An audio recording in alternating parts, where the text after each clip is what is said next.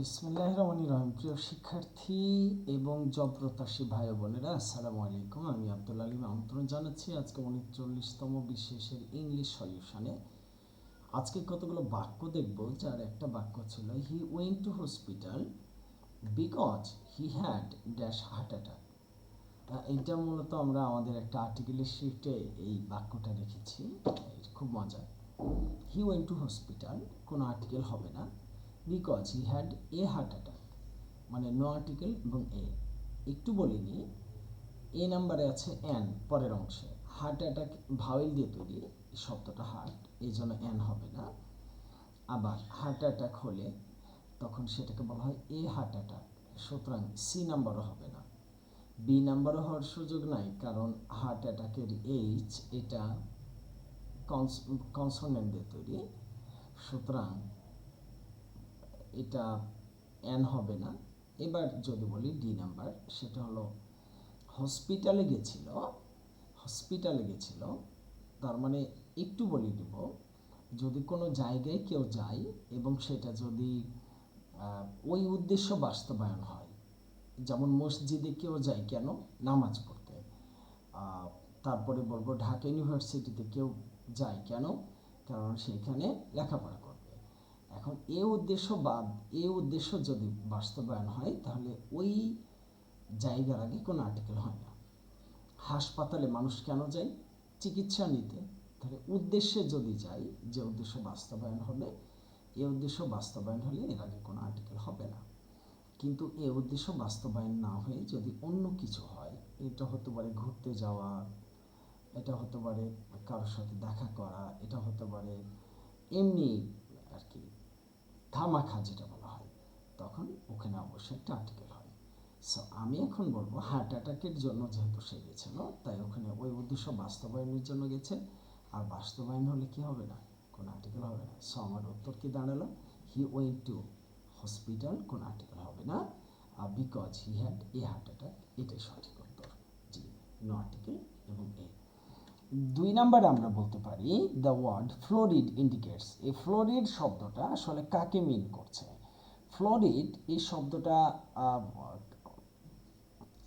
Floral reads, আমরা যে শহীদ মিনারে পুষ্পস্তবক অর্পণ করি, তো ওই মূলত ওই জায়গা থেকে এসছে। সো ফ্লোরিড এটা ইন্ডিকেট মানে নির্দেশ করে ফ্লাওয়ারকে, আমরা পেয়ে গেলাম ফ্লাওয়ারকে নির্দেশ করে। 3 নাম্বার বলবো একটা কমপ্লিটিং সেন্টেন্স আছে, খুব মজার। Had I known you were waiting outside, আমি যদি জানতাম যে তুমি অপেক্ষা করছিলা। So you are waiting outside, আমি যদি আগে জানতাম যে তুমি অপেক্ষা করছিলা। সো আই, এখন একটা মজার বিষয় বলি, যে কি বলছে যে যদি কোনো বাক্যে হ্যাড প্লাস V3 থাকে, তাহলে কমপ্লিটিং সেন্টেন্স করার সময় আমরা পাবো উড হ্যাভ V3। তো সেই ক্ষেত্রে আমার উত্তর দাঁড়ালো would have invited you to come in, এটাই সঠিক উত্তর। Would have V3। সো একটা জায়গায় আছে, সেটা হলো উড হ্যাভ V3, আর সেটা হলো ডি নাম্বার। যে পরেরটা যদি আমরা বলি, cricket is a kind of play, it is also a kind of, ও আচ্ছা আচ্ছা, এটা একটু ট্রিকি এবং খুব মজার। ক্রিকেট হলো এক ধরনের খেলা, আর ক্রিকেট আরও একটা জিনিসকে বোঝায়, আর সেটা হলো একটা ইনসেক্টকে। ঝিঝি পোকা আছে না, এদের বলা হয় ক্রিকেট। সো ইনসেক্ট, পোকামাকড়কেও ক্রিকেট বলা হয়। 5 নাম্বার বাক্য যদি বলি, a soporific speech is likely to, soporific speech সেটাকে বলা হয় যেটা হলো to put on to sleep, to soporific, sorry correction চাইছি, সপরিফিক স্পিচ হলো to put on to sleep. কাউকে যখন আসলে ঘুমানোর জন্য কোনো কিছু বলা হয়, এটা হতে পারে এক ছিল রাজা, এইরকম আসলে গল্প, ঘুম পাড়ানি গল্প, তখন সেটাকে আমরা বলছি সপরিফিক স্পিচ। জি, select the word with the right spelling. ও আচ্ছা, সিজোফ্রেনিয়া, সিজোফ্রেনিয়া, সিজো বানান SCHI, SCHI দুইটা জায়গায় আছে। সিজো SCHI জেডো, ফ্রেনিয়া PHRENIA, ফ্রেনিয়া PHRENIA, সিজোফ্রেনিয়াস। ওকে, জি এটাই আসলে সঠিক উত্তর। জি তারপরেরটা সবগুলো কেন যেন উত্তর সহকারে চলে এসছে। Love for the whole world, যে দেশের পুরো বিশ্বকে যে ভালোবাসে তাকে বলা হয় ফিলান্থ্রপি। ফিলান্থ্রপি ওইটাই যেটা হলো বিশ্বপ্রেমিক, ফিলান্থ্রপি। সো যিনি বিশ্বপ্রেমিক তাকে বলা হবে ফিলান্থ্রপিস্ট। ওকে, এর পরেরটা যদি বলি, hospitals dash the sick, hospitals. আচ্ছা, হসপিটালস, ওকে, হসপিটালসে কি হয়? অপারেট হয়, ট্রিট হয়, অ্যাডমিট হয়, নার্স হয়, তো সবই তো হয়। তো কি করে হাসপাতালে সিক অসুস্থদের কি করা হয়? ট্রিট করা হয়, ট্রিটমেন্ট যেটা ওইখান থেকে। হাসপাতালে শুধু ভর্তি করে রাখলে হবে কি? শুধু অপারেশন করে রেখে দিলে হবে কি? এর একটা ভালো চিকিৎসা দরকার, নার্সিং করলেই হবে না, ট্রিটমেন্ট হয় হাসপাতালে। পরেরটা বলবো, the warning of the authority falls on deaf ears, here warning does the function of. So the warning of, the এবং অফের মাঝে যা আসে তা কি হয়? নাউন হয়। দি এবং অফের মাঝে যা আসে তা কি হয়? নাউন হয়। সো দ্য ওয়ার্নিং অফ এটা কি হয়ে যায়? এটাকে বলা হয় ভার্বাল নাউন। অপশনে যেহেতু ভার্বাল নাউন নাই তাই সঠিক উত্তর নাউন। জি পরেরটা বলবো, the word culinary is related to muscle cooking. culinary এটা সংশ্লিষ্ট কার সাথে? কুকিং এর সাথে, culinary। জি culinary। পরেরটা বলি, ওটা আমার জানা হলো। জি identify the correct passive form the sentence below. Do you know them, do you know them, তুমি কি? So are they known to you, সহজ। এখানে আর দে নোন বাই হয় না, সো সব জায়গায় আর দে নোন উইথ ইউ না, বলো নোন টু। আচ্ছা বলেন নোন টু। সো প্যাসিভে হয় নো এর পরে টু হয়। আমরা একটু মজার তথ্য বলতে চাইছিলাম, একটু যদি বলে নিই, সময় যদি থাকে আমরা শুনবো। বিয়ে সংশ্লিষ্ট যে ওয়ার্ডগুলো আছে, বিয়ে সংশ্লিষ্ট, যেমন আমি বলতে পারি এটা, যে কারোর সাথে যখন কারো বিয়ে হয় তাহলে আগে জানাশোনা করতে হয়, একজন ঘটকের দরকার হয়, তারপরে আংটি বদল হয়, তারপরে বিয়ে হয়।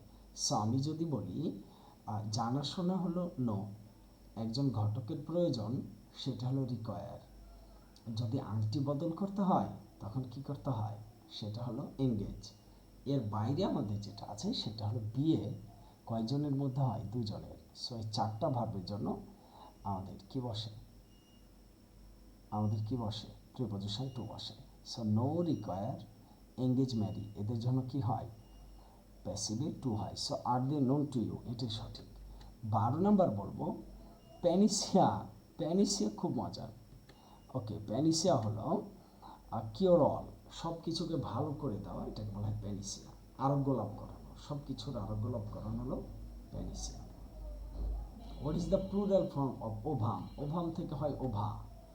যদি নাউনের শেষের অংশে ইউএম থাকে তাহলে ইউএম উঠে এ লাগালে আমাদের সঠিক উত্তর হয়ে যায় ওভা। 14 নাম্বার বলবো, কোন শব্দ যুগলটি ভিন্ন? False, true, short, blunt, love, affection, abundance, scarcity. Okay, এটা হলো লাভ অ্যাফেকশন। কোন শব্দ যুগলটি ভিন্ন? False, false true, true false, short blunt, love affection, abundance, scarcity. এটা আমার মাথায় আসে। অ্যাবান্ডেন্স মানে প্রাচুর্য, স্কারসিটি হলো অপ্রতুলতা মানে অল্প। ফলস ট্রু তাহলে ভিন্ন হতো না, হতো অভিন্ন, কারণ শার্পের সাথে ব্লান্ট যাই, অভিন্ন হতো, তাহলে এটা সঠিক উত্তর ছিল লাভ অ্যান্ড অ্যাফেকশন। 15 নম্বর বলবো, there is small reception following the wedding. The word following, small reception, following এটাকে বলা হয় participle preposition. Following, regarding, concerning, relative, এটাকে বলা হয় পার্টিসিপল প্রিপোজিশন। সো আমরা এই জায়গা থেকে বলবো এটা একটা প্রিপোজিশন। জি পরেরটা বলবো 15 number, which of the following words has been form with a prefix? কোনটা প্রিফিক্স মানে পূর্বে যুক্ত হয়েছে? অথেন্টিক, অ্যামোরাল, অ্যামনেসিয়া, আর আরেকটা কি হচ্ছে অ্যাসপারশনস। সো এটা অ্যামোরাল। মোরাল এর আগে কি হয়েছে? অ্যামোরাল। মোরাল হলো নৈতিক, অ্যামোরাল হলো কি? অনৈতিক। তার মানে মোরালের আগে এ যুক্ত হওয়ার কারণে সেটা কি হয়ে গেছে? বিপরীত শব্দ হয়ে গেছে, এটাই। লেফটেন্যান্ট জেনারেল শব্দের সঠিক বানান, এটা সবাই পারে। লাইউটেন্যান্ট, মিথ্যা তুমি 10 পিঁপড়া, এইটা নিয়ে আসলে বেকার। জি, ওকে, geriatrics is the branch of medicine concerned with the disease and cares of, এটা ডাক্তারদের পড়া, আমার কিছু এটা ডাক্তারদের 39-20তমটা এটা কি এসেছিল, ডাক্তারদের জন্য এসেছিল। তারপরে বলে দিচ্ছি, সেটা হলো অল পিপল। এই শব্দটা আমার অজানা ছিল। জেরিয়াট্রিক্স এটা হলো is the disease and care of তাদের যত্ন নেওয়া হয় বা আরোগ্য দেওয়া হয় ওল্ড পিপলদের জন্য। জি, এতটুকুই কাজ ছিল। আমি আব্দুল আলিম এখানে বিদায় চেয়েছি। 18টা বাক্য ছিল। সবার জন্য শুভকামনা। আল্লাহ।